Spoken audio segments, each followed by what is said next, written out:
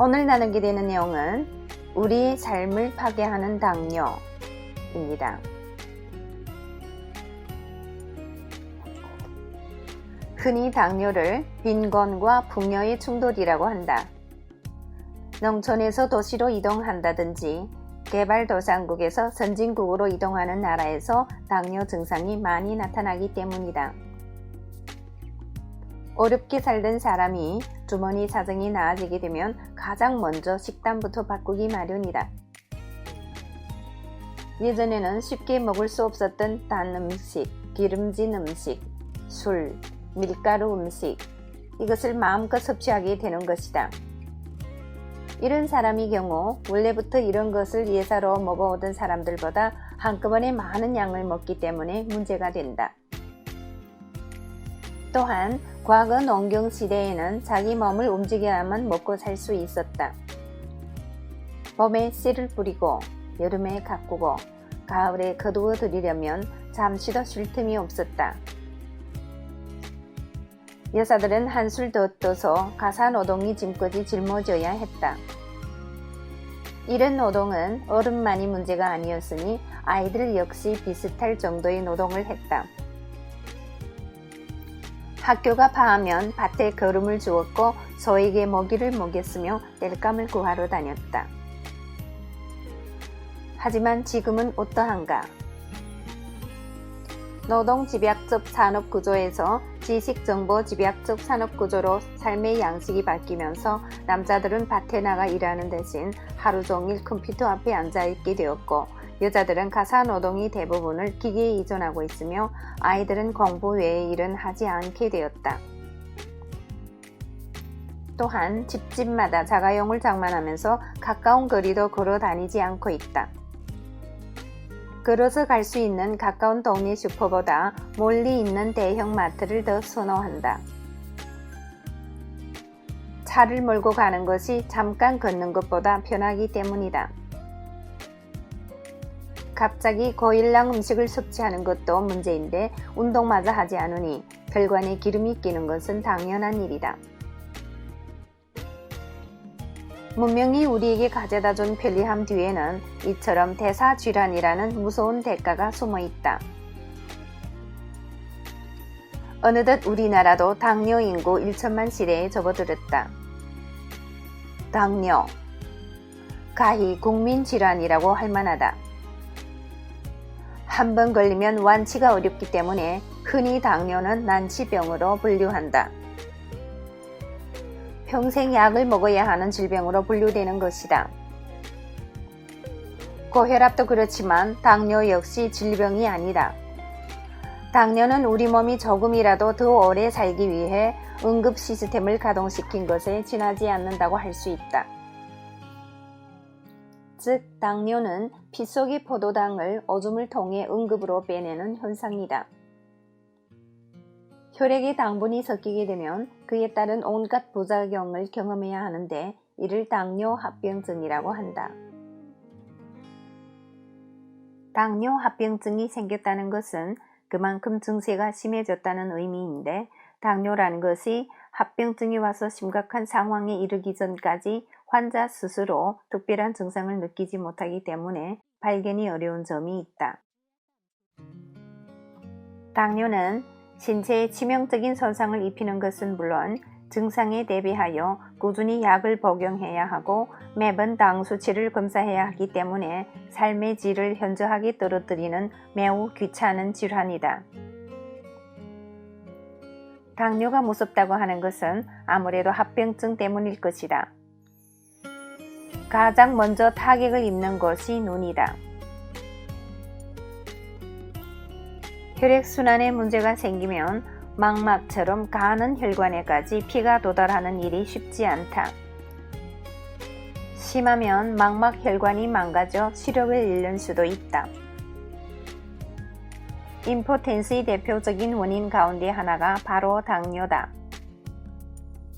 본디 빨기라는 것이 성기에 혈액이 몰리면서 성립되는 것인데 피가 몸의 구석구석까지 돌지 못하게 되니 성기능에 장애가 올 수밖에 없다. 빨기부전은 인간에게 패배감을 안겨주고 삶의 유혹을 앗아가기 때문에 젊은 사람이나 나이 든 사람이나 고민이 아닐 수 없다. 말초 혈관 장애, 신부전. 신부전은 당뇨 합병증 3종 세트라고 할 만큼 가장 무서운 증상이다. 말초 혈관 장애란 피가 말초 혈관까지 도달하지 못해 손발이 차거나 손끝, 발끝이 저린 증상인데 심하면 다리가 썩기도 한다. 또한 오랫동안 탁한 물을 거르게 되면 정수기 필터가 빨리 막히듯이 신장 역시 걸쭉해진 혈액을 오래 거르다 보면 이상이 생기게 되어 있다. 신부전이 발생하는 것이다. 또한 이처럼 걸쭉해진 혈액은 동맥경화로 이어져 협심증, 요독증을 유발하기도 한다. 그 밖에도 혈당이 높으면 체내에서 단백질 합성이 이루어지지 않아 망가진 조직의 회복이 저하되고 상처가 잘 낫지 않게 된다. 몸이 대사 활동이 정상적으로 이루어지지 않기 때문에 활동에 필요한 에너지가 제때 만들어지지 못해 극도의 피로감을 느끼기도 한다. 흰머리가 늘고 종기가 생기며 이가 빠진다. 당뇨성 비뇨는 또 얼마나 번거로운가. 보통 방광에 소변이 약 400 내지 500cc 차게 되면 배출하고 싶은 생각이 드는데 잠을 잘 때는 신장이 휴식에 들어가면서 오줌이 생성량이 줄어들게 된다. 하지만 당뇨에 걸리게 되면 하루 동안 배뇨의 횟수가 비정상적으로 늘어나게 되며 자다가도 일어나 수시로 소변을 보아야 한다. 잠조차 푹 잘 수 없는 것이다.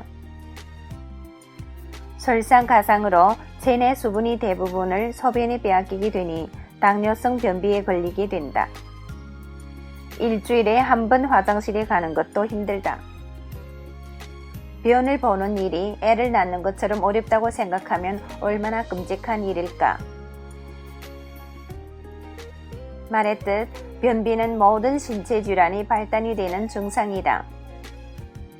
소화계의 이상은 대사계 이상으로 전이되어 가뜩이나 모자란 효소는 자꾸만 소비되고 몸은 갈수록 나빠진다.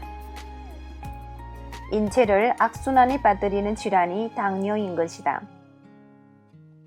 당뇨는 그 발병 원인으로 보건대 절대 약으로 완치될 수 없는 질환이다. 근본적으로 피를 바꾸어야 한다. 피를 바꾸는 가장 빠른 방법은 효소식을 통해 대사효소를 보강, 대사계를 정상으로 돌려놓는 것이다.